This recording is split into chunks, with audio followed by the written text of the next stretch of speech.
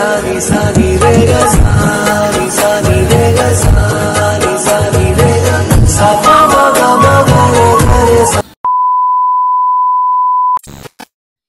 Guys, good morning. আমি সুস্মিতা, আমার নতুন একটা ব্লগে তোমাদের অনেক অনেক স্বাগত। আশা করছি সবাই খুব ভালো আছো, সুস্থ আছো। আর আমি চাই সবাই খুব খুব ভালো থাকো, সুস্থ থাকো।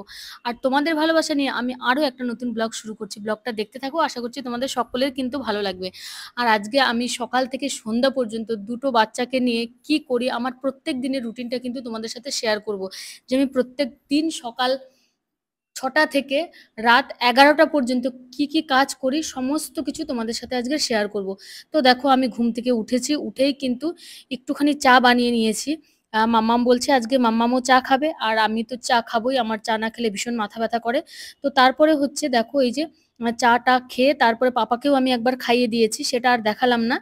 পাপাকেও একবার স্যারেলাক্স গুলিয়ে খাইয়ে দিয়েছি। দেওয়ার পরে কিন্তু দেখো আমি ঘর-টর ঝাড়ু দিচ্ছি। ঘরটা এত নোংরা হয়ে যায় না, কারণ সারাদিন সোনা পাপা না এইখানকার জিনিস সেইখানে, সেইখানের জিনিস এইখানে, মুড়ি টুড়ি, তারপরে বিস্কিট গুঁড়ো করে এখানে ওখানে ফেলছে। খালি পায়ে হাঁটা যায় না, সেগুলো পায়ের তলায় পড়ে। আর তারপরে অনেক জিনিস এটা ওটা ছড়িয়ে দিচ্ছে। কোনো জিনিস দেখলো মানে পাউডারের কোটা নিয়ে পাউডার একদম ফেলে ছুঁড়ে ফেলে অবস্থা খারাপ করছে।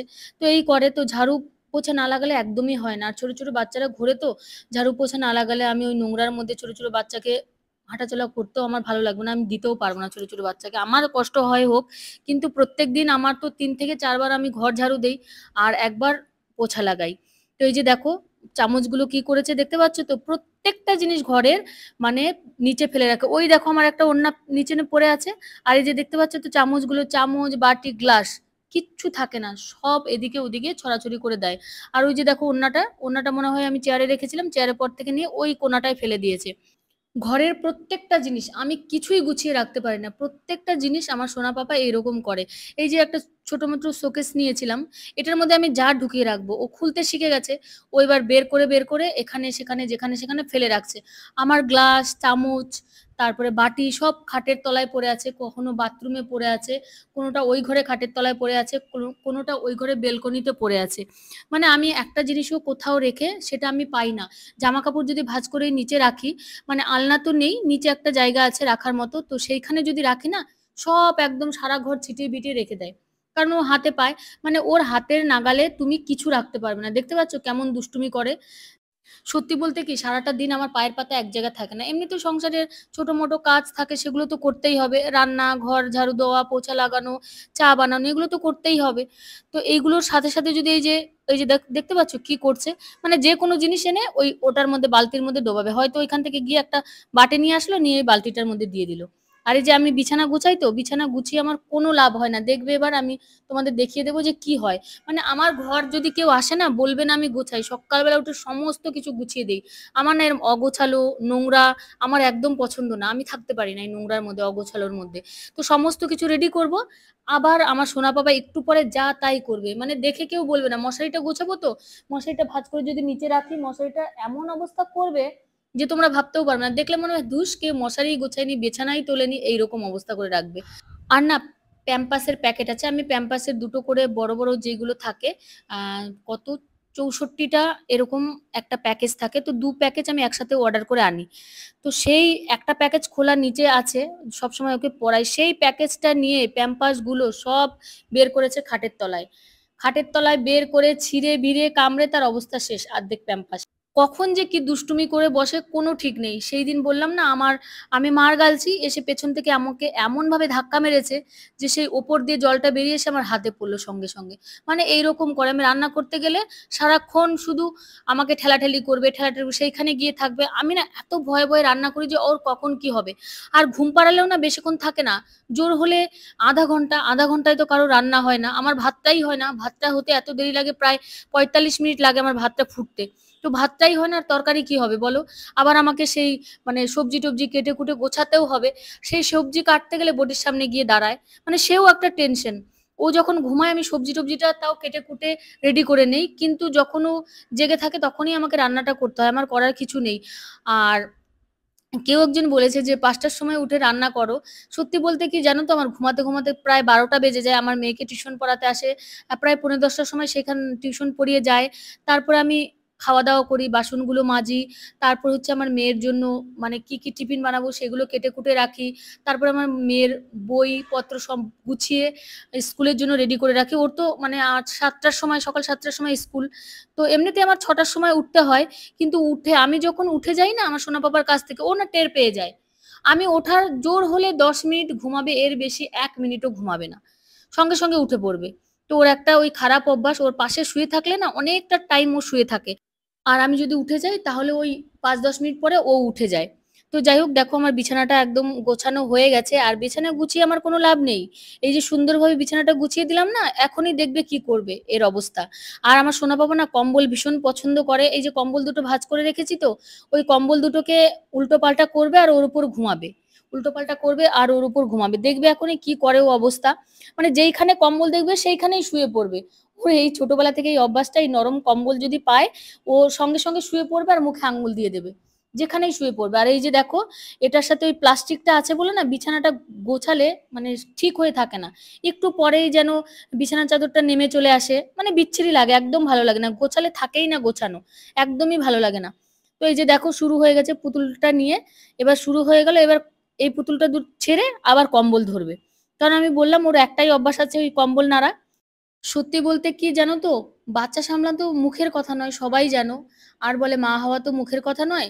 সেটাই হচ্ছে কথা, যে মা হওয়া মুখের কথা নয়। বাচ্চা সামলানোও মুখের কথা নয়, ভীষণ কষ্টকর। আর এইরকম বাচ্চা যখন ১ পা ২ পা চলতে শিখেছে, একটু ভালো মতো চলতে শিখেছে, এখন তো সেরমভাবে কোলে উঠতে চায় না। কোলে নিলেই শুধু নামার জন্য কান্নাকাটি করে, মানে নামলেই এটা ওটা ধরবে, ভাঙবে, ছুঁড়বে, ফেলবে, এই করবে। তো ওই কোলে উঠতেও চায় না এখন। দেখতে পাচ্ছ তো কি অবস্থা। ওই দেখো বিছানাটা গুছিয়েছি, এবার ওই কম্বল-টম্বল সব উলটপালট করে দিয়েছে। সমস্ত কিছু। এই বিছানা-টিছানা না, এই বিছানার চাদরটা আছে এমনিই বললাম না, নিচে একটু প্লাস্টিক পাতা আছে। তো ওই প্লাস্টিক পাতার জন্য এমনিতেই মানে ঠিকঠাক থাকে না। আর এমনভাবে টানবে যে সব নিচে গড়িয়ে যাবে। তো যাই হোক আমার শরীরটাও তেমন ভালো না। ওয়েদার চেঞ্জ হচ্ছে। কখনো গরম, প্রচন্ড গরম, গরমে ঘেমে-টেমে অস্থির হয়ে যাচ্ছি। কখনো বৃষ্টি হচ্ছে, ঠান্ডা ভাব হচ্ছে। তো মানে সর্দি, কাশি, গলা ব্যথা হচ্ছে আমার প্রচন্ড। মানে প্রচন্ড গরম পড়ে তো, ফ্রিজের জল খাই। আর জল খেলেই পুরো গলা বসে যায়। গলা ব্যথা হয়ে যায়। তো যাই হোক এবার একটু ব্রেকফাস্ট রেডি করব আমার সোনা মাম্মামের জন্য। এই যে ব্রেড নিয়ে এসেছি। আর এই ব্রেডগুলো কিন্তু অনেকটা বড়। নরমালি যে ব্রেডগুলো পাওয়া যায় তার ডবল হবে। তো একটা ব্রেড যদি একটা ডিম দিয়ে ভাজা যায় না, তাহলে একজনের পেট ভরে যায়। আমার তো ভরে যায়। আমি একটা ডিম যদি একটা ব্রেড দিয়ে ভাজি আমার পেট ভরে যায়। তো দুজনের জন্য ২ টো ব্রেড নিয়ে এসেছি। আর একটু পেঁয়াজ-টেয়াজ কেটে নেব, সবজিও কেটে নেব। আর সোনা পাপাকে একটু ঘুম পাড়িয়ে দিয়েছি। ঘুম পাড়ানোর পরেই কিন্তু আমি এগুলো করতে চলে এসেছি। না হলে আবার সেই বোটের উপর এসে পড়বে। কখন কি হবে টেনশনে থাকি জানো তো? অনেক টেনশনে কাজ করতে থাকি। যখন রান্না-টান্না করি তখন বেশিরভাগ সময়টা ওকে আমি কিছু খেলনা দিয়ে বসিয়ে রাখি। যদি খেলে। মানে খেলতে চায় না। আমার পাশেই এসে ঘুরঘুর করবে সবসময়। খেলনা দিলে পছন্দ না। মানে ওই খেলনা পছন্দ না, রান্নাবাড়ির খেলনা পছন্দ। বাচ্চারা জানোই তো যেটা বাচ্চাদের দেবে সেটা খেলবে না, যেটা দেবে না সেটা নিয়েই খেলার চেষ্টা করবে। নিজের জিনিস কখনোই ভালো লাগে না। বাচ্চাদের দেখতে পাচ্ছ তো? তোমার সামনে দিয়ে অন্য একটা জিনিস নিয়ে যাবে সেটার জন্য কাঁদবে। কিন্তু সেইরকমই একটা জিনিস তোমার ঘরে আছে সেটা ওর চাই না। ওই আরেকজন নিয়ে গেল সেইটা ওর চাই। তো এই হচ্ছে বাচ্চাদের কাণ্ড। যেটা দিয়ে বসিয়ে রাখবো সেটা দিয়ে খেলবে না। তারপরে দেখো আমি চলে এসেছি এই যে পেঁয়াজটা কুচে নিয়েছি, একটু নুন দিয়ে দিয়েছি। আর এই যে ডিম টোস্টটা করে নিলাম। একদিকেই আমি ডিমটা দেবো, দুদিকে দেবো না। কারণ একদিকটা ভালো করে সেঁকে নেবো আর একদিকটা ডিম দেবো। এটাই আমার কাছে বেটার মনে হয়। আর মামামের জন্য এবার নামিয়ে নেব। নামিয়ে নেওয়ার পরে একটু সস আর মিউনিস দিয়ে ওকে দেবো। আমার মামাম কিন্তু মিউনিস খেতে ভীষণ পছন্দ করে। আর ২ দিন দেখেছি ও ব্রেডে নিজেই হচ্ছে মিউনিস মাখিয়ে খেয়েছে। জানো তো? অনেকটা মিউনিস খেয়ে ফেলেছে। দুষ্টু মেয়েটা। অনেকটা মিউনিস খেয়ে ফেলেছে। মানে অতটা খাওয়া উচিত নয় যদিও। তাই খেয়ে ফেলেছে। ওকে আমি বকেওছি যে, "তুই এতটা মিউনিস কেন খেয়েছিস? এতটা মিউনিস খাওয়া কিন্তু একদমই ভালো না।" আর এটা মানে সাজিয়ে দিয়েছি তো ফোঁটা করে দেখতে কত সুন্দর লাগছে, তাই না? মানে হলুদ এর উপরে লাল। তো মাম্মামকে বলছি, "দেখ হলুদের উপরে লাল। বলতেই একদম হেসে দিয়েছে। আর যেই আমি প্লেটটা দিয়েছি আমাকে বলছে, "থ্যাংক ইউ।" তা আমি বললাম, "জোরে বল, ভালো করে বল।" তা আবার বলল ভালো করে, "থ্যাংক ইউ।" তো যাই হোক মানে ওর পছন্দের জিনিস বানিয়ে দিলে ও ভীষণ খুশি। তো ও বসে পড়ল খেতে। এবার আমিও আরেকটা বানিয়ে নেব, খেয়ে নেব। তারপরে কিছু জামাকাপড় আছে সেইগুলো কেচে নেব। তোমাদের দাদাভাই বলেছে এবারে যখন ছুটিতে আসবে একটা ওয়াশিং মেশিন আর একটা গিজার নিয়ে আসবে ঘরে। কারণ ঠান্ডার সময় তো, ঠান্ডার সময় তো ট্যাঙ্কের জল এমনিতেই অনেক ঠান্ডা হয়ে থাকে। তো গিজার লাগালে ভালো হয়। তো একটা গিজার লাগাতে চেয়েছে আর বলেছে যে একটা ওয়াশিং মেশিনও কিনে দেবো যাতে মানে এত খাটাখাটনি না করা হয়। কিন্তু এখানে না প্রচণ্ড বিল ওঠে, এটাই হচ্ছে সমস্যা। এই বিলটা নিয়ে আমি একটু প্রবলেমে আছি। প্রচণ্ড বিল উঠছে, আমি বুঝতে পারছি না কেন? মানে এক দিনে ৭-৮ ইউনিট করে উঠে যাচ্ছে। আমি প্রায় ওই ২২-২৩ দিন ধরে ঘরে ছিলাম এইখানটাতে। সেখানেই আমার ১৩৪ ইউনিটের মতো উঠে গেছে ২২ দিনে, না ১৮ দিন, সরি ১৮ দিনে ১৩৪ ইউনিট উঠে গেছে। আর এখানে একটু ইউনিটটারও দাম বেশি। এমনিতে হয়তো ৳৭ করে, কিন্তু যারা ঘর ভাড়া দিচ্ছে তারা ৳১০ করে নেয়। কেন নেয় আমি জানি না। আমি জিজ্ঞেসও করিনি। আমি ভেবেছি একদিন জিজ্ঞেস করব যে কেন মানে ৳১০ করে ইউনিটটা নেয়। আর তাই জন্য বিলটার পরিমাণ আরো বেড়ে যায়। কারণ আমি এমনিতেও সাব মিটারে একটু বিল বেশি ওঠে, আমি এটা জানি। আর যদিও বিল বেশি ওঠে তবুও আমি অনেক জায়গায় ঘর বাড়াচ্ছিলাম। বাট আমার এতটা বিল আসেনি। আমি ৮০ ইউনিট ১০০ ইউনিট মাসে উঠেছে। আর বেশি চালালে ১২০ ইউনিট উঠেছে। বাট এখানে শুধু আমার ঘরে একটা কুলার আছে, আর একটা ফ্রিজ আছে, আর হচ্ছে পাখা আছে। তো ২ টো ফ্যান আছে। বাট আমি তো একটাই বেশি চালাই। যখন মা ওরা ছিল, মা ওরা তো ৫-৬ দিন ছিল। তো ৫-৬ দিনে আর কত বিল উঠবে? আর মোটরটা যেমন চালাই, মানে এখন আমি যে আছি মানে ২ দিন পরে ১ দিন চালাই। মানে ৩ দিনের মাথায় ১ দিন করে চালাই। আমার মেয়ে তো সারাদিন ঘরে থাকে না। ওই যা সকালবেলা একটু স্নান করে স্কুলে যায়। ওই রাত্রে বেলায় আসে। তো ওর পায়খানা বাথরুমের খরচাগুলোও লাগে না। আমি একা থাকি। অত জলের প্রয়োজন নাই। বাসনও নেই যে অত জলের প্রয়োজন হবে। তো এত বিল ওঠে আমি বোঝাতে পারব না। আমার কাছে প্রচন্ড মনে হয়, শুধু আমার কাছে না, আমি যার কাছেই বলেছি সবাই থতভম্ব হয়ে গেছে যে এত বিল কেন ওঠে? যদি এত বিল চোকাতে হয় ৳১০ করে, তাহলে কি করে হবে বলো?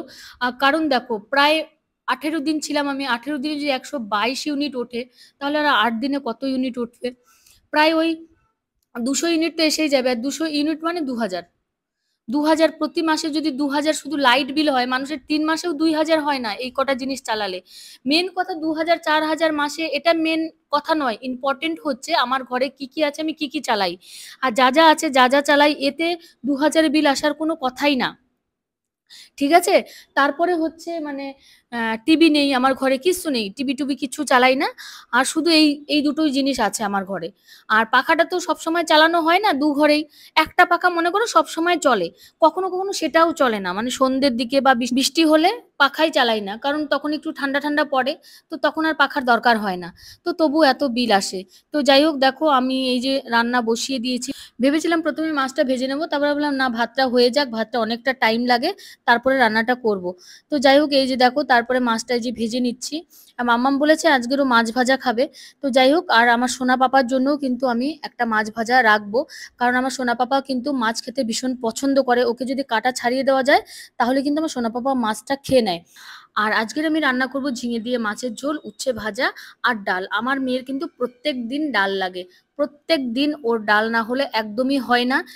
কারণ ও যাই দাও ও বলবে মামা ডাল নেই, মামা ডাল নেই। ওর একটা অভ্যাস হয়ে গেছে ডাল খাওয়ার। ও প্রত্যেকদিন ডাল চাইবে।